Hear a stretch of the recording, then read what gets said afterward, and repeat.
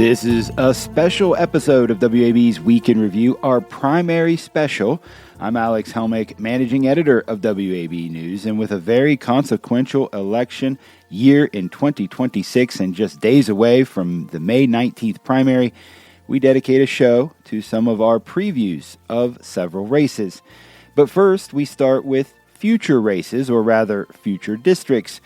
Governor Brian Kemp has called lawmakers back to the Gold Dome next month for a special session to redraw congressional and state legislative lines in response to the recent U.S. Supreme Court decision on the Voting Rights Act. They'd go into effect in 2028.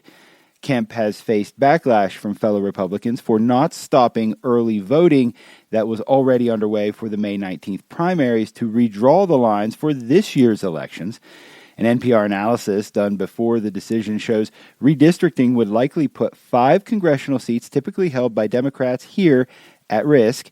The other 9 typically lean Republican.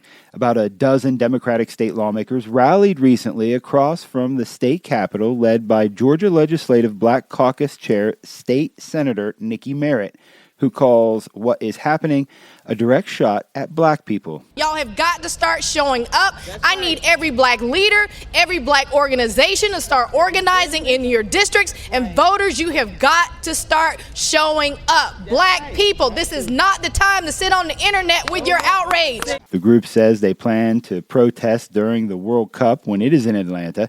Kemp said the lawmakers should not mix politics with sports. The courts will also likely be involved in this. By the way, Kemp's special session order also tells lawmakers to find a solution to a 2024 law barring QR codes from being used to count ballots. So from an outgoing governor to the next one on the Republican side, it's been heavy on attacks, as WAB's Raul Bali reported from the recent Atlanta Press Club debates. Lieutenant Governor Burt Jones talked about the lawsuits and campaign attacks from multiple candidates, but focused on those from businessman Rick Jackson. See, he's been spending millions of dollars telling lies about me, but what's even worse than that, he's been spending millions of dollars telling lies to you, the public, about himself.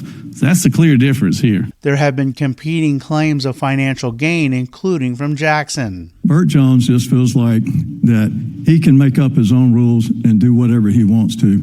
And from that standpoint, I think it's despicable to use the power of this position in order for self-interest. Secretary of State Brad Raffensperger took shots at both in a single question. Rick, you've spent millions upon millions of dollars telling the truth, telling the people the truth about Burt Jones. And Jones has spent millions telling Georgians the truth about you. Do you think Republicans are going to have a bigger issue with your money coming from Planned Parenthood or Burt's money coming from gambling and Chinese vapes? Attorney General Chris Carr mainly attacked Jones, but other times went after both. Look, this primary has to be about who is going to win in November.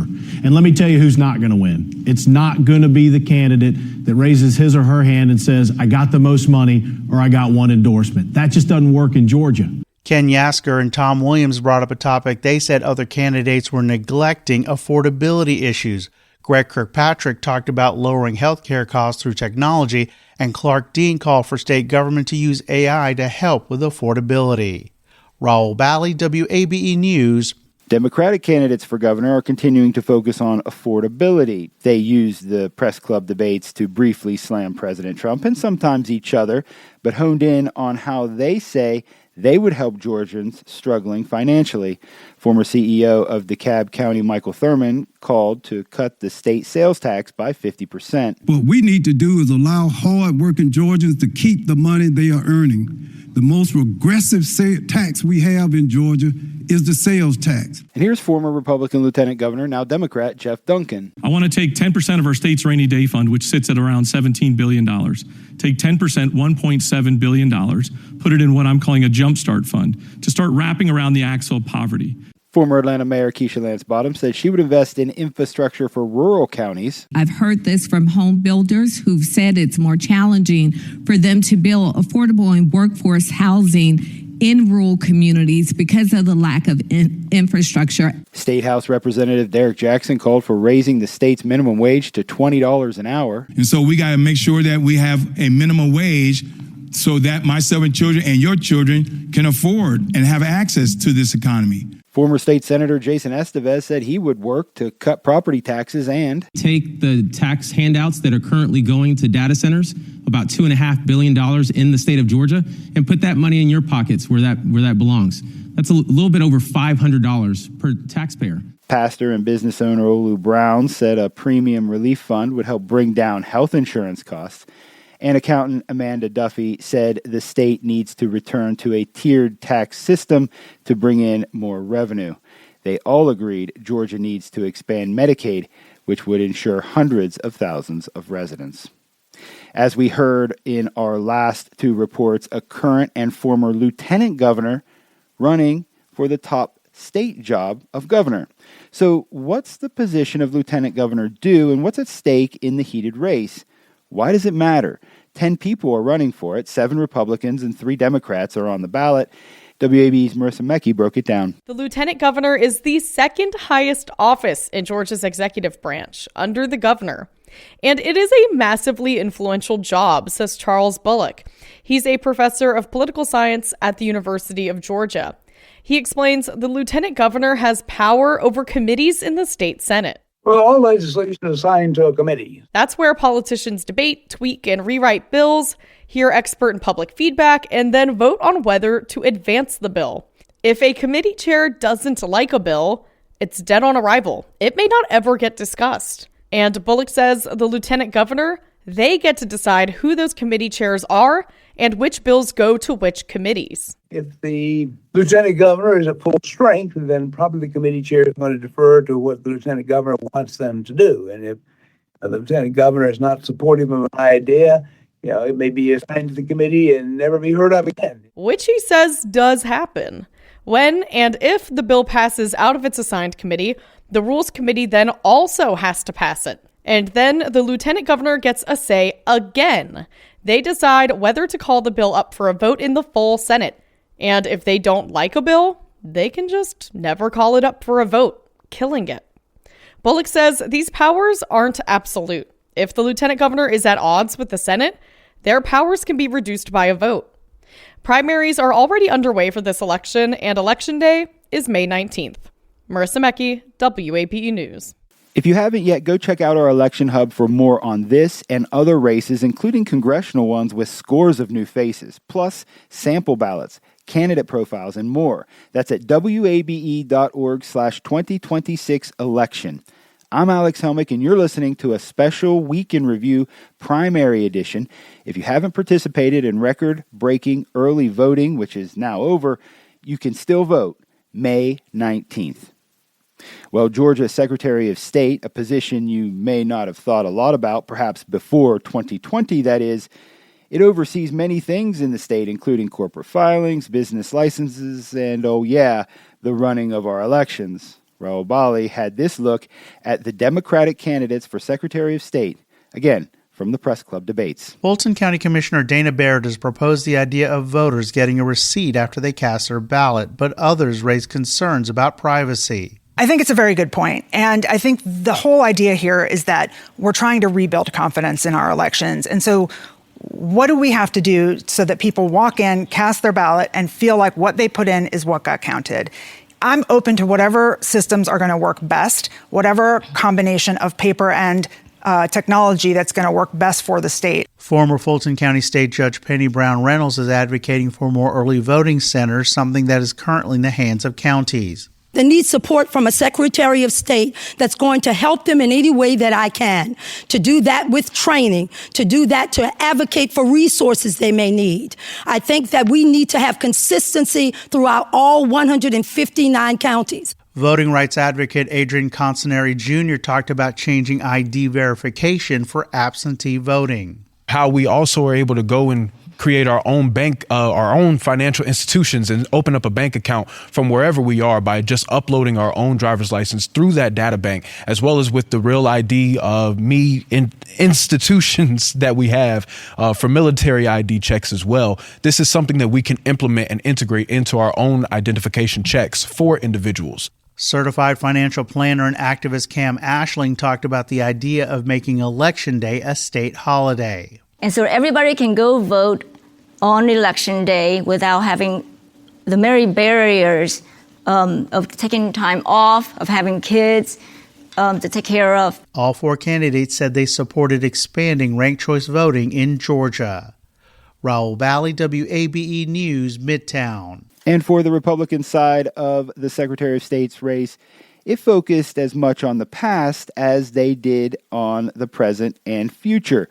Here again, Raul Bally. Vernon Jones says he stands with those who believe there was election fraud in 2020. The comments were there was no widespread fraud. Well, people want to know how wide was the wide. They didn't say there was no fraud. They said there was no widespread fraud. So that tells me we had issues with our elections, and I stand for free, fair, and transparent elections. That's why I want to come back to paper ballots. Ted Metz and Kelvin King say they've questioned elections since then. Here's King. So under my administration, we're going to implement hand-marked paper ballots. We're going to have election night results because we will do machine tabulation, but certification will not occur until every ballot has been counted by hand. Metz also defended paper ballots. The myth that paper ballot election counting is error-prone is only a manufactured propaganda point made by the left-wingers to try to keep the machines in place because the left knows that they can manipulate the votes. Gabriel Sterling, who previously worked under Secretary of State Brad Raffensperger, spent much of the debate defending the state's systems. The faith has been restored except for a small segment of Georgians.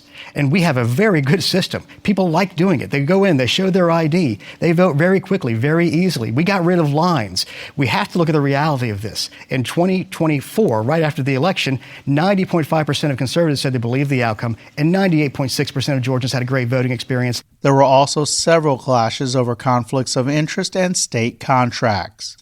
Raul Bally, WABE News, Midtown. Republican candidates for Attorney General are continuing to focus on immigration and so-called rogue prosecutors as some of the top public safety issues facing the state.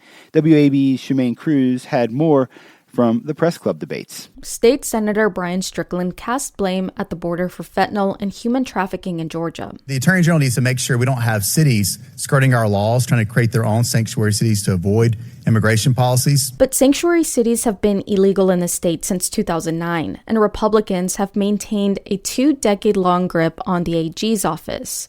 Strickland's opponent, State Senator Bill Calzert, said he'd use the post to give local district attorneys more tools to prosecute those type of crimes. I'm going to do all aspects of the job, but I'm going to focus on let's get these streets safe again.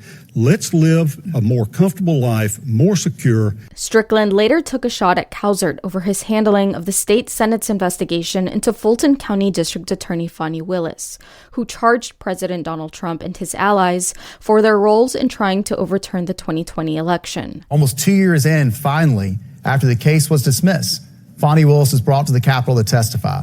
And last minute, Senator Calzert didn't show up for the hearing. He wasn't there when it mattered most. Calzert called that a cheap shot and said that the AG should be given the power to prosecute any type of election fraud. It shouldn't be left up to individual DAs.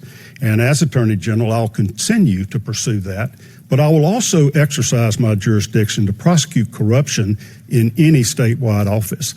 I think our citizens need to know that their vote counts and that it's a fair election and there's no interference or fraud. The two Republicans and the two Democratic candidates vying to become Georgia's next top cop are lawyers. Shemaine Cruz, WABE News. Two candidates are vying to become Georgia's next Democratic Attorney General for the first time in 2 decades. Here's WABE Shemaine Cruz again reporting the candidates say they'll serve as a counterweight to the president and his allies. State Representative Tanya Miller touted her experience as a former prosecutor and civil rights lawyer. All this talk about watering down who we are as Democrats and our value props and scaring us into something that we are not is not how we win elections. It is not that kind of person that's going to stand up to Donald Trump. It is a prosecutor. Meanwhile, former State Representative Bob Trammell differentiated himself from current Republican Attorney General Chris Carr, who was running for governor rather than seeking re-election. It's just a disgrace that the Attorney General's office did not go to federal court the day that the FBI was in Fulton County and Union City seizing ballots from the 2020 election. something that telegraphs a clear intention to try to sow the seeds of confusion and chaos when it comes to the 2026 election. But whoever replaces Carr will also inherit his office's pending criminal cases. That includes the sweeping 61-person racketeering indictment against protesters of Atlanta's Public Safety Training Center, which has already dragged on for 3 years. Miller, who's made targeting special interests a priority, said that on day one, she would look at every single indictment that office has brought down, and I will evaluate it with an eye toward proof beyond a reasonable doubt. Trammell said he believes most of the 61 defendants were, quote, grossly overcharged. We're not going to bring the broom to try to clean that up for the President Attorney General. We're going to evaluate them, and in most cases, a lot of those cases are going to be dismissed. Both said their goal would be to work with the Republicans, but also to use the full force of the Attorney General's office to fight for Georgians. Shemaine Cruz, WABE News. Well, that's all we have time for today, but that's not all we have. You can get more at wabe.org/2026 election. Candidate profiles, more races, more debate coverage, sample ballots, and polling places too. That's wabe.org/2026 election. I'm Alex Helmick. Thank you for supporting WAB News and listening to The Week in Review.